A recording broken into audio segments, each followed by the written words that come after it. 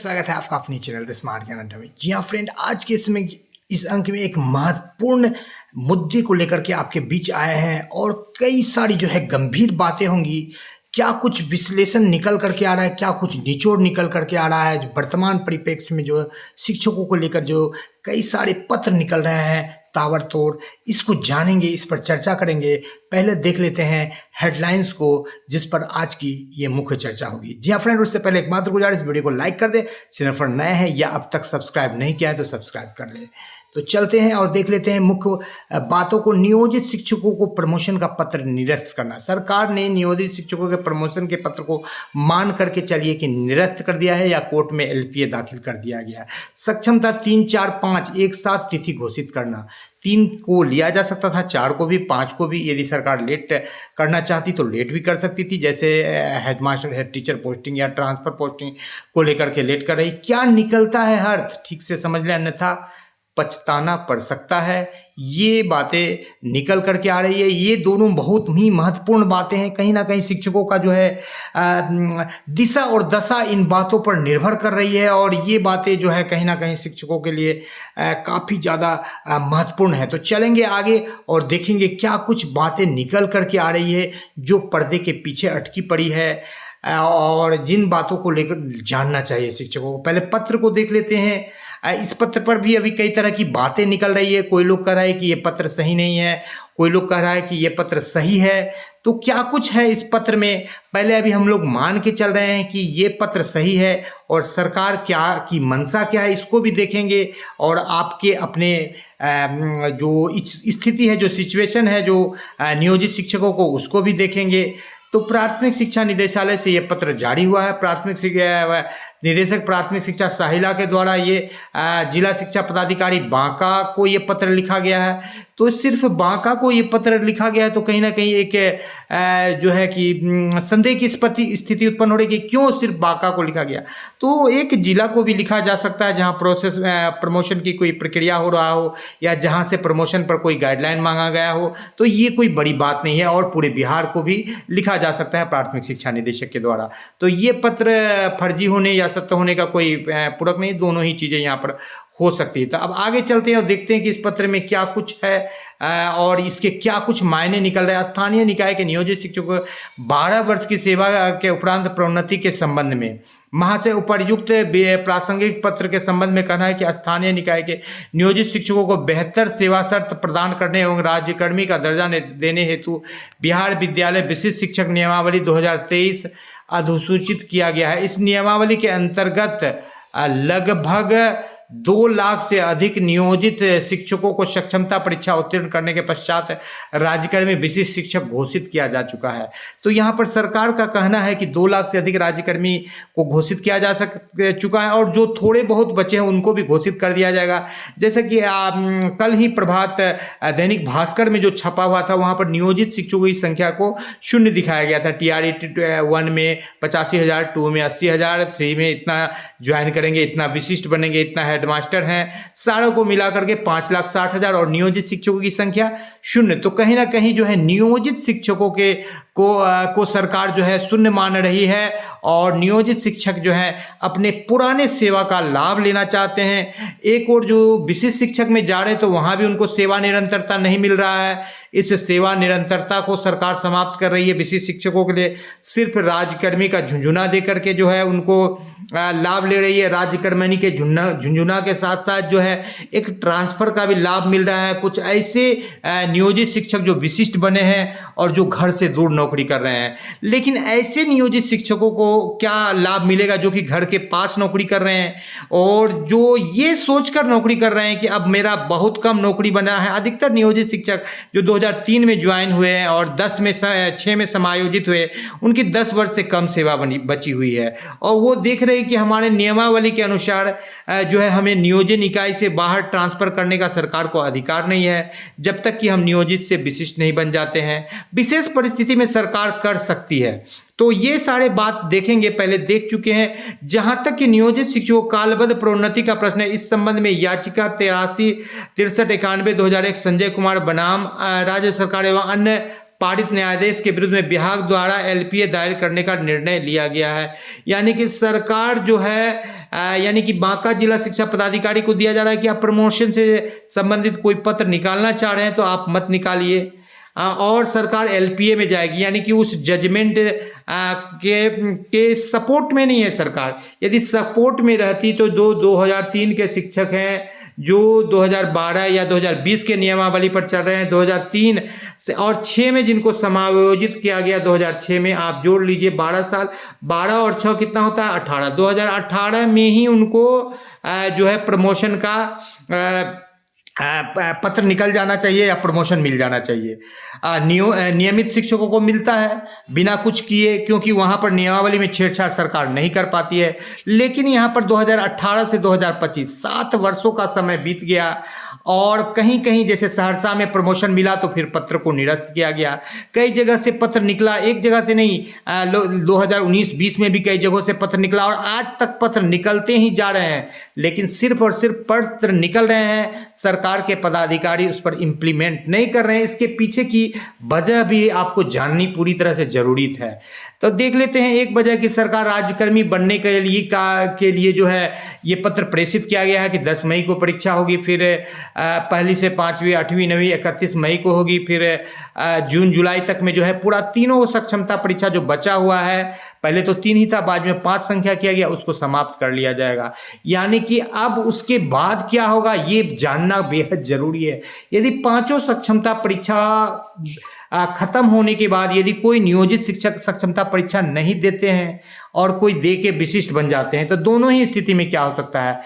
तो नियोजित शिक्षक जो विशिष्ट बन जाते हैं तो विशिष्ट को तो सेवा निरंतरता का लाभ दिया नहीं गया है, आगे भविष्य में मिलेगा।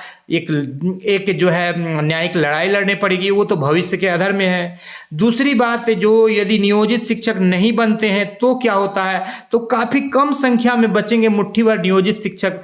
तो सरकार जो है नियोजन इकाई को भी एक अधिसूचना निकाल करके नियोजन इकाई को भी मृत प्राय घोषित कर सकती है, डाइंग कैडर घोषित कर सकती है और नियोजित शिक्षक के विंग को ही जो है खत्म कर सकती है और या उसको जो है निगोशिएट करके उनको इधर उधर ट्रांसफर कर सकती है। ऐसा भी कोई बड़ी बात नहीं है, इस तरह की भी बातें पहले भी निकली है। और इसके पीछे बड़ी वजह जो निकल करके आ रही है, जो प्रमोशन से वो लगभग 2 लाख तक का एरियर हो गया है। पहले जब तक ये देखिए पुराना स्लाइड है जिसमें 1.6 लाख एरियर की बात की गई है, क्योंकि प्रमोशन का मुद्दा द स्मार्ट ज्ञान अड्डा पिछले 3-4-5 वर्षों से उठा रही है और अब एरियर की राशि 1 लाख प्लस हो गई।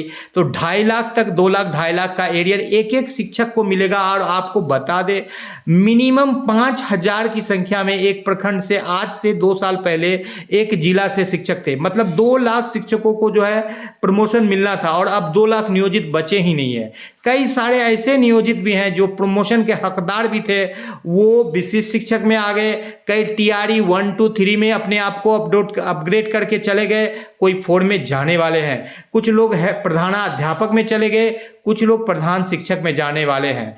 तो सरकार ये देख रही है कि हम जो ये टीआरई 1, 2, 3 प्रधान अध्यापक, प्रधान शिक्षक या विशिष्ट शिक्षक जो बना रहे हैं शिक्षकों को राज्यकर्मी का दर्जा दे करके, तो राज्यकर्मी का स्लैब तो सरकार ने दिया नहीं, एक मनगढ़ंत स्लैब दे दिया। और ये जो राशि बच रही है 3476 जो वेतन में वृद्धि हो रही है नियोजित शिक्षकों को प्रमोशन लेकर के, और स्नातक वाले को तो 5 साल में प्रमोशन था, उनका तो कहीं से पत्र नहीं निकला केस जीतने के बावजूद भी।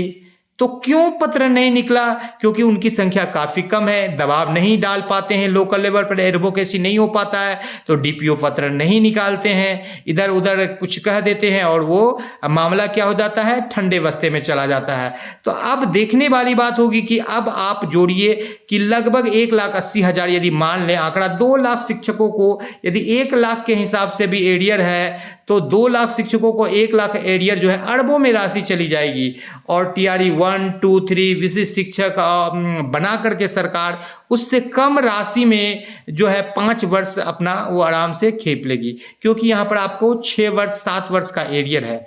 तो सरकार कभी नहीं चाहेगी कि वो प्रमोशन शिक्षकों को दे और चूंकि उनके हाथ में है, जहां तक नियमित शिक्षकों का सवाल है तो नियमित शिक्षकों का तो पूरे नियमावली पूरी तरह से कॉम्पैक्ट है, वहां पर कुछ सेंधमारी की नहीं जा सकती, तो वहां तो प्रमोशन मिल जाता है। यहाँ पर एक न्यायिक लड़ाई लड़नी पड़ेगी और पूरी तरह से कोर्ट को बात करना पड़ेगा, क्योंकि कई सारे जजमेंट आते हैं और जजमेंट के बाद वो जजमेंट ठंडे बस्ते में चले जाते हैं, क्योंकि सरकार यहाँ चाहती नहीं है कि नियोजित शिक्षकों को प्रमोशन मिले, क्योंकि नियोजित शिक्षक यदि प्रमोशन ले लेंगे 33,120 में उनका जो है फिक्सेशन हो रहा है। तो ऐसे नियोजित शिक्षक जिनका 33,120 में फिक्सेशन होगा प्रमोशन के बाद, वो 30,500 में हेडमास्टर क्यों ज्वाइन करेंगे, क्यों अपने ऊपर में लायबिलिटीज लेंगे, 2-4-5 हज़ार सैलरी घटा करके क्यों वो जाएंगे। ये कहा जाए कि मतलब छोटे से गड्ढे को छोड़ करके खाई में क्यों कूदने जाएंगे, तो आशयोक्ति नहीं होगी। तो इस तरह की बातें निकल रही है और लगभग आपको ऐड किया गया है 20 अरब की राशि निकल रही है एरियर के रूप में। 1 लाख से 2 लाख तक एक एक शिक्षक का एरियर बनेगा। इतना राशि में जो है वो कई वर्ष वो निकाल लेगी शिक्षकों को, क्योंकि 1,000-2,000 की सैलरी बढ़ रहा है। विशेष शिक्षक में जाने पर वेतन संरक्षण का लाभ दिया जा रहा है, 2 से 400 की सैलरी बढ़ रही है, 10% काट लिया जा रहा है, तो ले दे करके इन हैंड में कमी ही हो जा रही है। तो चूंकि राशि सरकार के हाथ में रहती है, तो कब मिलेगा, जब सेवानिवृत्त होंगे, तो ये तो दूर की बात हो गई।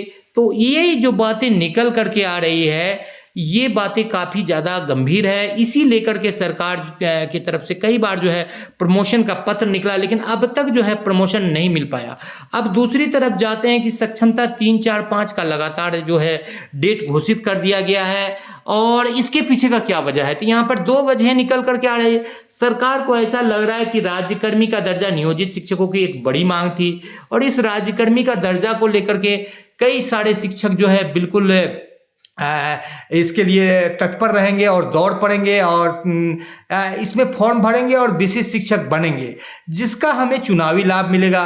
कुछ शिक्षक जो है ट्रांसफर को लेकर के जो विशिष्ट सक्षमता परीक्षा पास नहीं कर पाए वो पास करना चाहते हैं कि सक्षमता पास शिक्षकों को ट्रांसफर मिल रहा है, नियोजित को नहीं मिल रहा है, तो कुछ ट्रांसफर के नाम पर चले जाएंगे और कुछ जो है राज्यकर्मी के नाम पर चले जाएंगे, और जो कुछ शिक्षक जिनकी कम सेवा बची है वो बचेंगे थोड़े मोड़े 3, 4, 5 के बाद, चूंकि कोर्ट ने भी दिए सक्षमता परीक्षा को जो है वैलिड करार दिया है।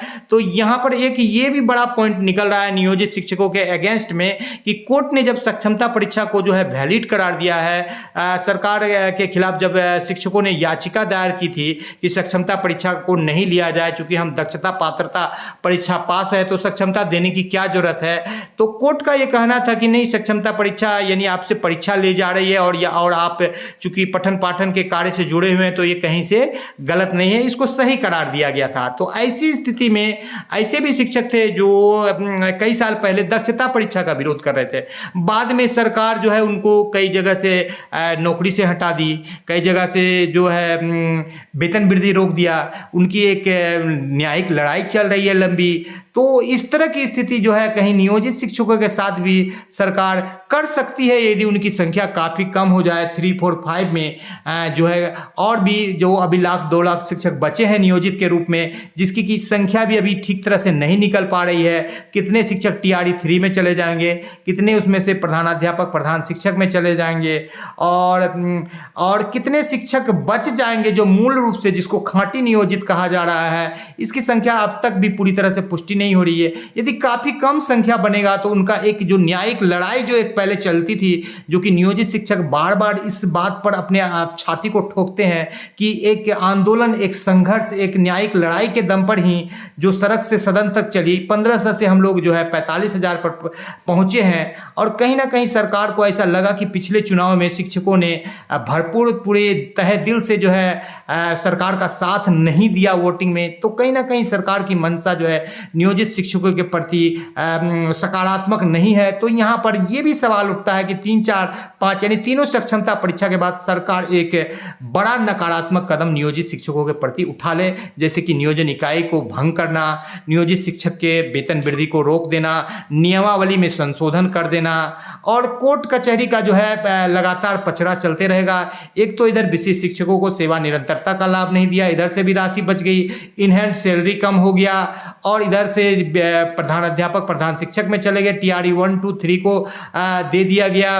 तो कई तरह से जो है सरकार जो है कहीं ना कहीं जो पुराने शिक्षक हैं जिसे ओल्ड इज गोल्ड कहा जाता है, कहीं ना कहीं जो है सरकार उनके साथ सही जो है कदम नहीं उठा रही है या सही न्याय नहीं कर रही है। लेकिन चूंकि सरकार हर हाल में चाहती है कि पैसा को बचाया जाए और कम से कम राशि नियोजित शिक्षकों को दिया जाए, पूर्व में भी इन बातों की चर्चा हो रही है, तो निचोड़ यही निकलता है कि आने वाला समय काफ़ी कठिन है। यदि नियोजित शिक्षक एकजुट होकर के सक्षमता का विरोध करते हैं और 1 लाख 1.5 लाख जो उनकी संख्या बची हुई है, बचकर रहती है, तो बिल्कुल वो एक अपना न्यायिक लड़ाई लड़ सकते हैं। अन्यथा की स्थिति में और भी नियोजित शिक्षकों की संख्या में कमी आती है तो सरकार फिर जो है उन पर अपना नकारात्मकता का जो है डंडा चला देगी, जिसका नुकसान नियोजित शिक्षकों को भुगतना पड़ेगा। तो ये बातें यही निकल करके आ रही है। तो इसीलिए जो भी निर्णय लेना हो, चाहे सक्षमता देने की बात हो